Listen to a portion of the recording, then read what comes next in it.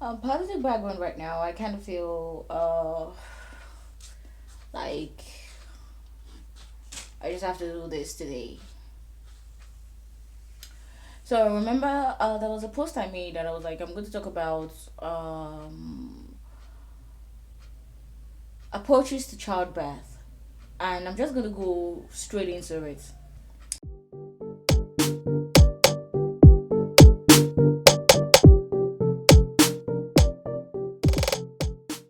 Now, for the first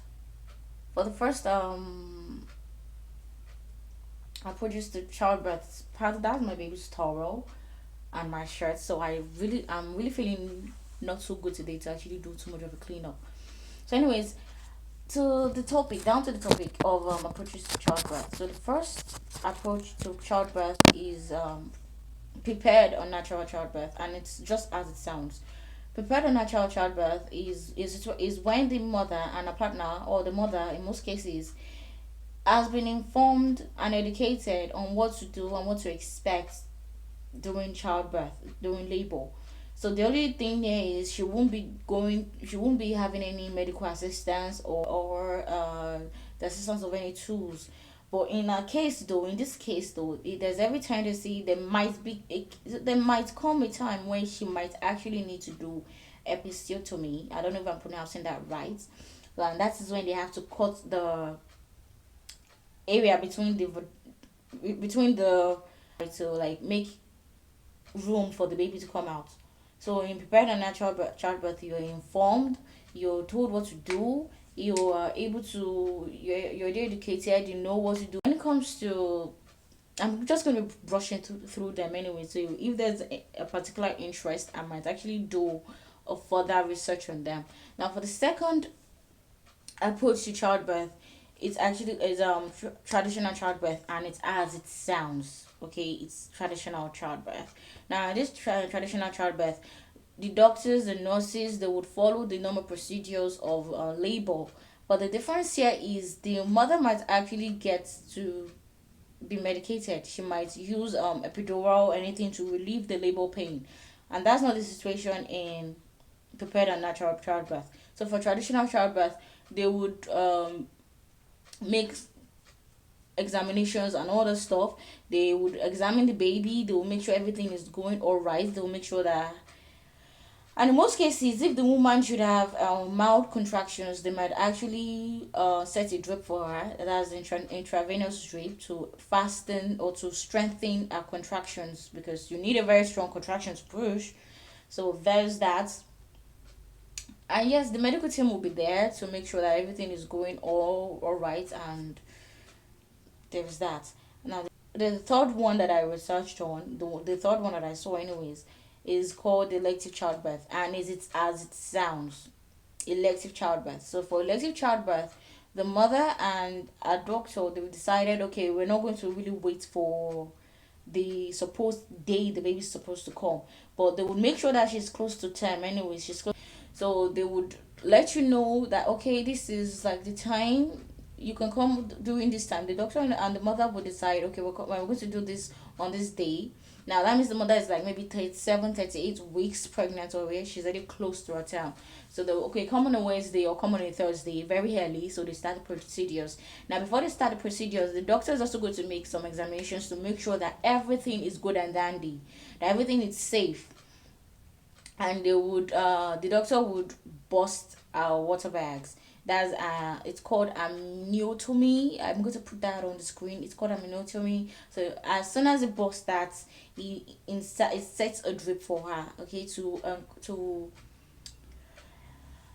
aid contraction, okay, to aid contraction. And for that, the after that is being set, the a nurse will be on standby to make sure that the flow of drip is not going too fast. So the nurse there, our function is to constantly adjust the flow of drip, because if the drip is so fast, it would affect the baby. It's detrimental to the baby's health, because the oxygen that the baby needs, the baby will be getting it. While they're doing that, they're also checking the fetal heartbeat with a machine. They're checking how far the baby has settled into his mother's pelvis. They're checking how strong the contraction is. They're checking how they're checking the mother's blood pressure. They're checking everything.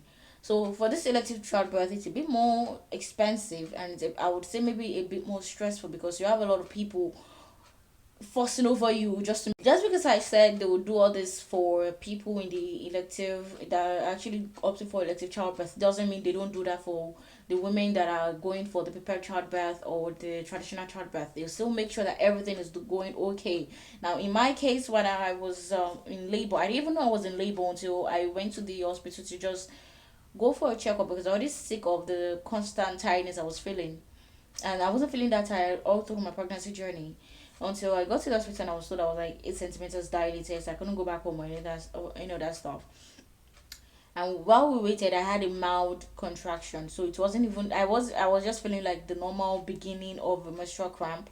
That was all I was feeling until they had to set a drip for me to aid my contraction. So that was when I knew there was hell on earth. Anyways, so that's when I knew there was hell on earth. So they would make sure they would always examine you. They would check how far the baby is. So whatever option you pick, it's up for you to decide. Whatever decision that is going to be going on for your childbirth, whatever you want to do, it's up to the mother. But in most cases, in some cases when maybe the baby's life is in danger or something like that, now the doctor is going to ignore the mother anyways because you want your baby to be safe as well, right? So the doctor would actually have to intervene without the mother's decision or the mother's consent and all that stuff. So in any way, anyways, the most important thing by the end of the day is that you guys come out of that room, of that labor room, with your baby, and you are also out there safe and sound. Maybe not in pitch, in peak mode because you probably scattered everywhere, but you will, at least the most important thing is you're safe and sound, and that's just it.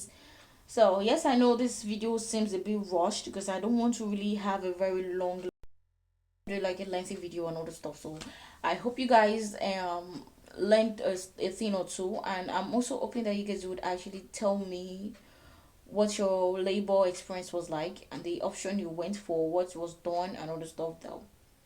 I'll see you guys in another video. Take care of yourself.